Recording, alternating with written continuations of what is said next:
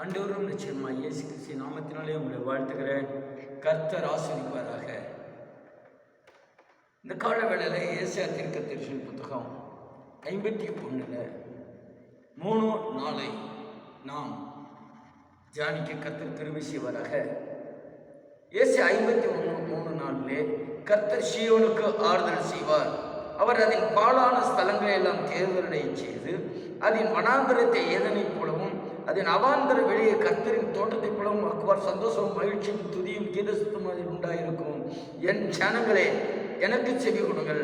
என் ஜாதியாரே, என் வாக்கை கவனியுங்கள். வேதம் என்னிலிருந்து வெளிப்படும் என் பிரமாணத்தை ஜனங்கள் வெளிச்சமாக ஸ்தாபிப்பேன். எனக்கு அருமையானவர்களே, இந்த வேத வசனத்திலே கர்த்தருடைய ஆவியார் நமக்கு எழுதி கொடுத்திருக்கிறது. கர்த்தர் சீயோனுக்கு ஆறுதல் செய்கிறவர். சீயோன் என்றால் சபை என்று சொல்லப்படுகிறது. சபைக்கு இன்னைக்கு ஆறுதல் தேவைப்படுகிறது. ஆறுதலற்ற நிலைமையிலே சபைகள் பெருகிக் கொண்டிருக்கிறது. ஆனால் இயேசு சீயோனுக்கு ஆறுதல் செய்கிற கர்த்தராய் இருக்கிறார். அவர் அதன் பாழான ஸ்தலங்களை எல்லாம் தேர்தலுடைய செய்கிறார். பாழாய் போய் கிடக்கிற சபைகள் எல்லாம் தேற்றுகிற தெய்வமாய் இருக்கிறார். பாழாய் போன விசுவாசிகளை தேற்றுகிறவர். பாழாய் போனதை அதை எடுத்து போட வேண்டும். எதிலே பாழாய் கிடக்கிறோமோ, எது தேவனுக்கு பிரியமில்லாத பாழாய் கிடக்கிறதோ அப்படியாக அதை எடுத்து போட்டு நம்மை தேற்றுகிற தெய்வமாய் இருக்கிறார். ஸோ இன்னைக்கு மனுஷன் எதெல்லாம் பாழாய் போனது கிடக்கிறதோ செய்கிறார்களோ, பாழாய் போய் கிடக்கிறதோ அதை தேற்றுகிற தெய்வம் கர்த்தராகிய இயேசு. அப்படி அவர் அந்த பாழாய் போனதெல்லாம் நீக்கி தேற்றி விட்டாரானால் அவர் கொடுக்கிற ஆசீர்வாதங்கள் எப்படி என்றால், அதன் வனாந்தரத்தை ஏதனை போலவும் அதன் அவாந்தர வெளியே கர்த்தரின் தோற்றத்தை போலவும் ஆக்குவார். செழிப்புள்ளதாய் ஆசீர்வதிக்கப்பட்டதாய் மாறும். அப்படி மாறும் பொழுது சந்தோஷமும் மகிழ்ச்சியும் துதியும் கீத சத்தமும் அதில் உண்டாயிருக்கும். எப்பொழுது பாழானவைகள் நீக்கப்பட்டவர்களுக்கு தான் சந்தோஷம், மகிழ்ச்சி துதியின் சத்தம் இருக்கும். பாழாய் போய் கிடக்கிறதையெல்லாம் நமக்குள்ளேயே வைத்திருப்போமானால், சபைக்குள்ளே இருக்குமானால், அங்கே வெறும் துதி இருக்கும், வெறும் சத்தம் இருக்கும், வெளிவிடமான மகிழ்ச்சி தான் இருக்கும். பாழாய் போனவர்கள் நீக்கப்பட வேண்டும். பாழாய் போனவர்கள் நீக்கப்பட்டு தேர்தல் அடைந்திருக்க வேண்டும். அங்கதாங்க சந்தோஷம், சமாதானம். அங்கதான் கர்த்தருடைய நாம் மகிமைக்கு மகிழ்ச்சி இருக்கும். அங்கதான் கர்த்தருடைய நாம் மகிமைக்காக கீத சத்தம், பாடல் சத்தம் இருக்கும். ஸோ பாழாய் போனவர்கள் நீக்கப்பட வேண்டும். நம்மை பாழாய் போக்குகிற கிரியைகள் நீக்கப்பட வேண்டும். நம்ம சரீரத்தை கெடுக்கிற கிரியைகள் நீக்கப்பட வேண்டும். சபையை கெடுக்கிற துன்மார்க்கரின் கிரியைகள் அழிக்கப்பட வேண்டும்.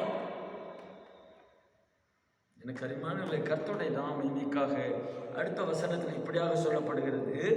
என் ஜனங்களே, எனக்கு செவி கொடுங்கள். அவர் ஜனங்கள், கர்த்தர் உண்டாக்கின ஜனங்கள், அவர் நேசிக்கிற ஜனங்கள், அவருக்கு செவி கொடுக்க வேண்டும். என் ஜாதியாரே சொல்றாரு பாருங்க, என் ஜாதியாரே. எனக்கு அருமையானவர்களே, நீ கர்த்தருடைய பிள்ளைகள், அவர் ஜாதியா. இந்த உலகத்தை போல ஜாதி அல்ல. கர்த்தருக்கு அவர் ஜாதியா, கர்த்தருடைய ஜாதி, இயேசு கிறிஸ்துவின் ஜாதி அப்படின்னு சொல்லப்படுகிறது. என் ஜாதியாரே, என் வாக்கை கவனிங்க. வேதம் என்னிலிருந்து வெளிப்படும் என் பிரமாணத்தை ஜனங்கள் வெளிச்சமாக ஸ்தாபிப்பேன். வேதம் என்னிலிருந்து புறப்படும் பிரமாணத்தை ஸ்தாபிப்பேன் என்று சொல்லுங்கள். வெளிச்சமாக இருளில் இருக்கிற ஜனங்கள் வெளிச்சத்தை கண்டார்கள். அந்த வெளிச்சம் தான் கர்த்தராகிய இயேசு கிறிஸ்து. அந்த வெளிச்சம் வந்தால் தான் உங்கள் முகம் பிரகாசிக்கும். அந்த வெளிச்சத்தை ஏற்றுக்கொண்டால் தான், ரிசீவ் பண்ணால் தான் உங்கள் குடும்பம் செழிக்கும், தேசம் செழிக்கும். அவர் வேதம் என்னிலிருந்து, வேதம் இதில் ஒரு கொம்போ சுழிய ஒளிது கூட இன்னும் மண்ணும் ஒளிது போவது மேலும் வேதம் கற்றுத்தருகிறது. இந்த வேதத்தின் படிதான் கர்த்தர் ஆசீர்வதிப்பார். ஆகவே ஒரு மனுஷன் தேர்தல் அடைய வேண்டும், ஒரு மனுஷன் சந்தோஷம் வேணும், ஒரு மனுஷனுக்கு சோத்திர மகிழ்ச்சி வேணும். அப்படின்னா செய்ய வேண்டிய காரியம் அவர்கள் மேல் மாற்றம் வர வேண்டியது எது என்றால், கர்த்தராகிய தேவன் சொல்கிற காரியம், பாழான காரியங்களை எடுத்து போட்டிருக்கிறது. பாழான காரியங்களை, பாழாய்ப்பான நிலைமையெல்லாம் மாற்றப்பட்டிருக்கிறது. பாழாய் போக வைக்கிற கிரியைகள் எல்லாம் மாற்றப்பட வேண்டும். இன்னைக்கு போட்டி, பொறாமை, எரிச்சல். எனக்கு அருமையானவர்களே, கர்த்தர் ஊழியக்காருக்கு ஒரு சுதந்திரத்தை வைத்திருக்கிறார். கவனிப்பீர்களானால், உனக்கு விரோதமாய் உருவாக்கப்படும் எந்த ஆயுதம் வாய்க்காதே போ, உனக்கு விரோதமாய் நியாயத்தில் எழும்பும் எந்த நாவை நீ குற்றப்படுத்துவாய். இது கர்த்தருடைய ஊழியக்காரன் சுதந்திரம். என்னால் உண்டான அவர்களுடைய நீதியுமாய் இருக்கிறது கர்த்தர் சொல்லுங்கள். ஸோ கர்த்தர் நாம மகிமைக்காக சோத்திரம். பாழாய் போகிற காரியங்கள், ஊழியக்காரர் சுதந்திரத்தை எடுத்துக்கொள்ளக்கூடாது. ஊழியக்காரர்களின் சுதந்திரத்தை எடுத்து பாழாய் போய்விடக்கூடாது. அப்படி இருக்கிற பாழாய் போனதை கர்த்தர் இந்த நாளில் தேற்றி தேர்தலை செய்து இதோ செழிப்பை உண்டு பண்ணி அவர்களுக்கு கர்த்தர் செய்கிற காரியம், அவர்களுக்குள்ளாக மகிழ்ச்சி, சந்தோஷம், கீத சத்தம், குடும்பத்திலே மனமகிழ்ச்சியான பாடல் சத்தம் அது கேட்கும்.